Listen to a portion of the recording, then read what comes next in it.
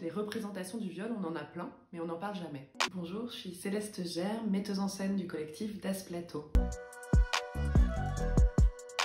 Donc, Point, c'est l'histoire d'un couple qui est raconté en 5 moments clés, dont l'un des moments centraux est un viol qui a lieu donc dans le cadre d'une histoire d'amour. Donc c'est ce qu'on appelle un viol conjugal. On sait aujourd'hui que ce type de violence provoque chez la personne qui l'a subi ce qu'on appelle une dissociation traumatique, c'est-à-dire que la victime, pour se protéger de cette très grande violence, se dissocie d'elle-même. Et donc dans l'écriture de Pauline, elle a presque traduit ça, si on veut, très matériellement, puisque le personnage féminin est divisé en 2 voix. Moi, qui est une sorte de voix intérieure, et toi, qui est une sorte de voix communicationnelle. Cette dissociation qu'a écrit Pauline dans son texte, on a souhaité la manifester au plateau. C'est-à-dire comme si le plateau, c'était l'endroit où la réalité psychique et la réalité objective et matérielle pouvaient avoir la même importance. Et du coup, on a travaillé avec James Pandili, qui est notre scénographe, à la manifestation des fantômes, quoi. Les murs sont noirs. Les fenêtres, on dirait les fenêtres brûlent. La nuit est partout, j'ai de plus en plus froid. Pauline Perrade, elle a écrit ce viol de manière extrêmement concrète, mais il n'est pas représenté. C'est-à-dire que c'est un récit et il n'a jamais été question pour nous de le représenter sur scène. Je me disais récemment, en fait, les représentations du viol, on en a plein, mais on n'en parle jamais. Je pense que si on ne partage pas tous ensemble ce que c'est qu'un viol, on n'avancera jamais, en fait, sur ces questions-là.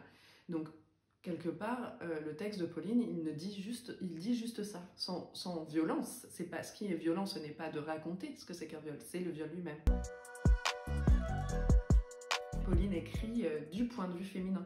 Et on est complètement sans surplomb, en fait, il n'y a pas de surplomb, on est immergé dans ce regard féminin. Elle travaille la question de la perception, de la perte de repères. On est à l'intérieur du sujet, de comment cette femme, elle va réussir un moment à se réunifier, à faire mémoire en fait, puisque finalement tout le spectacle, donc je le disais, est construit en 5 parties, et finalement on se rend compte, nous on a choisi de se dire, peut-être que le spectacle il commence au moment où elle va partir, où elle va pouvoir partir, et pour pouvoir partir, elle va se souvenir de ces 5 moments de la vie de ce couple.